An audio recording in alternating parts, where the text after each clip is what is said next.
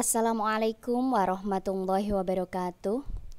Berjumpa lagi dengan Bu Miss di Mapel KN1 kelas 7. Sebelum pelajaran kita mulai, marilah kita membaca basmalah. Semoga apa yang kita pelajari hari ini senantiasa mendapatkan ridho dari Allah Subhanahu wa Ta'ala. Bismillahirrahmanirrahim. Baik anak-anak, sebelum pelajaran kita mulai, kalian masih ingat tidak pelajaran kemarin? Masih ingat? Ya, kemarin kita belajar tentang pengertian aswaja. Kemudian ulama yang mengembangkan aswaja itu siapa saja? Masih ingat ya? Sekarang kita belajar tentang ajaran Ahlus Sunnah wal Jamaah. Jadi ajaran Ahlus Sunnah wal Jamaah itu apa saja? Ada berapa? Ajaran Ahlus Sunnah wal Jamaah itu ada 3. Yang pertama yaitu bidang akidah. Kemudian yang kedua bidang syariat.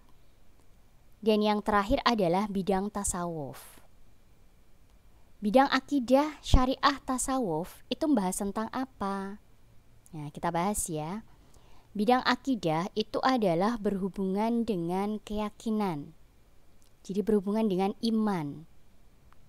Keyakinan kita itu mengakui bahwa Allah itu adalah Tuhan kita. Kemudian Nabi Muhammad adalah utusan Allah. Kalau bidang syariat itu adalah berhubungan dengan ibadah.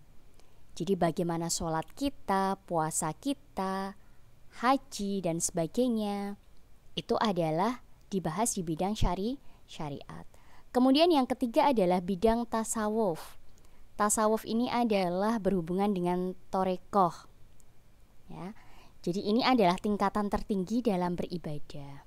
Nah, ini tadi adalah ajaran-ajaran dari Ahlus Sunnah wal Jamaah. Yang pertama yang kita bahas adalah bidang akidah. Tadi bidang akidah itu kan berhubungan dengan keyakinan. Keyakinan atau iman. Ada yang tahu iman itu apa? Iman itu adalah diucapkan dengan lisan, diyakini dalam hati, dan diamalkan dalam perbuatan. Itu adalah pengertian iman. Kemudian ajaran pokok dari bidang akidah itu apa saja? Yang pertama adalah Allah mempunyai takdir atas manusia. Tetapi manusia memiliki bagian untuk usaha atau ikhtiar. Jadi manusia itu harus berusaha dan Allah yang menentukan. Sesuai dengan firman Allah, Bismillahirrahmanirrahim. Walladzina jahadu fina lanahdiyannahum subulana. Artinya, dan orang-orang yang berusaha untuk mencari keridhaan kami akan tunjukkan kepada mereka jalan-jalan kami. Itu dari surat Al-Ankabut ayat 69. Jadi manusia itu wajib berusaha dan Allah yang menentukan. Yang kedua, yaitu Ahlus Sunnah wal Jamaah tidak mudah mengkafirkan manusia. Jadi ketika manusia berbuat dosa, berbuat salah, itu tidak langsung dianggap kafir.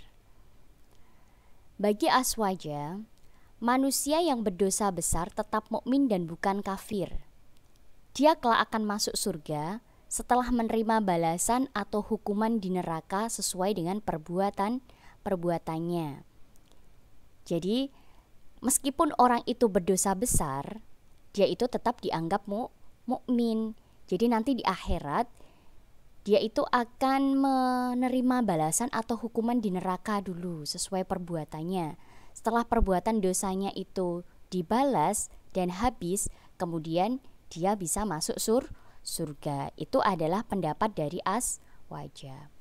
Kemudian ajaran pokok yang ketiga yaitu Ahlus Sunnah wal Jamaah berkeyakinan bahwa Al-Quran itu adalah firman Allah dan bukan makhluk. Jadi Al-Quran itu adalah firman Allah, perkataan Allah yang disusun dalam satu mushaf. Jadi bukan makhluk. Yang namanya makhluk itu kan berarti bisa bernafas dan lain-lain. Sebagaimana ciri dari makhluk hidup. Bukan, Aswaja berkeyakinan bahwa Al-Quran itu adalah firman Allah. Kemudian yang keempat, ajaran pokoknya adalah Aswaja meyakini Allah memiliki 20 sifat wajib, 20 sifat mustahil, dan 1 sifat jaiz. Ayo siapa yang ingat 20 sifat wajib itu apa saja? Ada yang ingat? Iya, sifat wajib Allah itu yang wujud, qidam, baqo dan sebagainya. Itu ya, itu disebut dengan sifat wajib. Kemudian sifat mustahil. Itu adam, hudus, fana dan sebagainya. Nah, itu adalah sifat mustahil bagi Allah. Yang terakhir sifat jaiz Allah apa? Ya, fi'lu kulli mumkinin autar kuhu. Itu tadi Aswaja meyakini sifat wajib, sifat mustahil dan sifat jaiz Allah. Yaitu Ahlus Sunnah wal Jamaah meyakini bahwa orang yang beriman kelak akan masuk surga dan dapat melihat Allah atas izinnya. Siapa yang mau melihat Allah? Semuanya ya. Ya, jadi semoga nanti ketika sudah di akhir zaman ya, kita dapat melihat Allah atas izin Allah.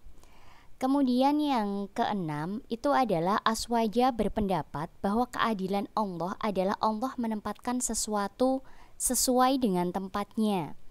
Jadi Allah itu adil. Siapa yang berbuat baik, selalu beramal soleh, berarti dia nanti bisa masuk surga. Beda dengan orang yang selalu berbuat maksiat, jahat, itu nanti akan masuk neraka. Jadi Allah itu selalu adil kepada hambanya.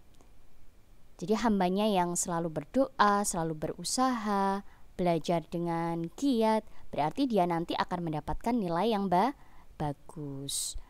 Kemudian yang terakhir adalah Aswaja mentakwilkan tangan Allah, mata Allah dan wajah Allah sebagai kekuasaan Allah, penglihatan Allah dan zat Allah. Jadi Allah, tangan Allah itu diibaratkan adalah sebagai kekuasaannya Allah. Jadi semua apa yang terjadi di dunia ini itu adalah kehendak Allah. Nah, ini tadi adalah ajaran pokok yang ada di dalam bidang akidah. Sudah paham ya anak-anak ya?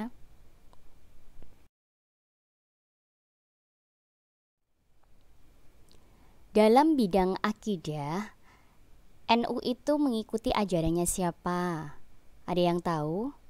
Ya, yang pertama adalah Imam Abu Hasan Al-Asy'ari. Kemarin sudah kita bahas ya, dulu di Matsama juga kita sudah bahas tentang ini. Kemudian yang kedua adalah Abu Mansur Al-Maturidi. Jadi keduanya ini adalah ulama yang dianut oleh NU dalam bidang akidah. Diingat-ingat ya, Imam Abu Hasan Al-Asy'ari dan Abu Mansur Al-Maturidi. Syekh Az-Zabidi dalam kitab Ithaf As-Sadat Al-Muttaqin mengatakan bahwa yang artinya ya, apabila disebut Ahlus Sunnah wal Jamaah, maka maksudnya adalah orang-orang yang mengikuti paham Al-Asy'ari dan Al-Maturidi. Itu adalah kita, karena kita mengikuti Imam Asy'ari dan Imam Maturidi. Jadi kalau disebut Aswaja yang mengikuti dua imam itu.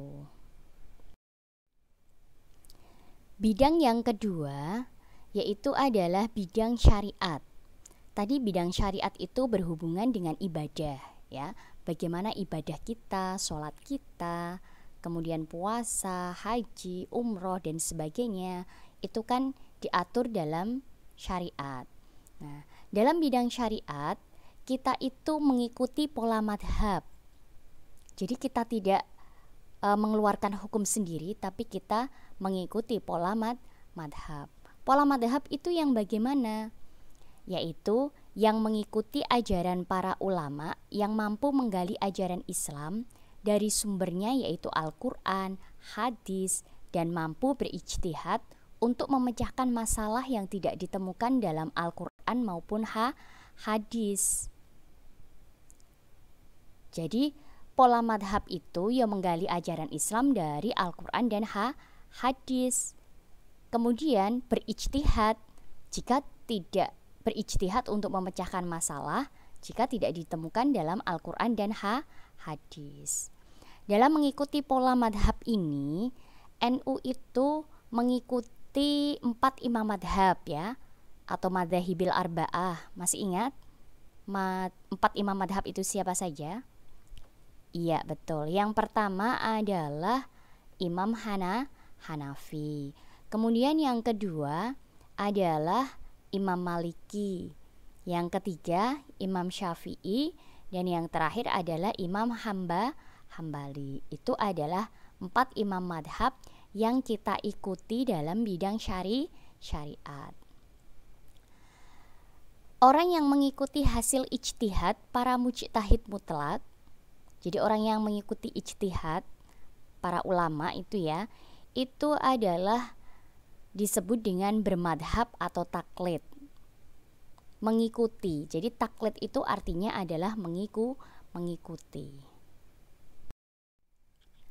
Bidang yang terakhir adalah bidang tasawuf. Jadi kalau yang pertama tadi bidang akidah, kemudian yang kedua adalah bidang syariah, yang ketiga adalah bidang tasawuf. Bidang tasawuf ini itu adalah ajaran tentang akhlak atau perilaku manusia dalam berhubungan baik dengan Sang Pencipta atau Allah maupun dengan sesama manusia. Jadi ajaran tasawuf ini itu adalah membersihkan hati dari segala kotoran, dari segala perbuatan iri, dengki, dan sebagainya.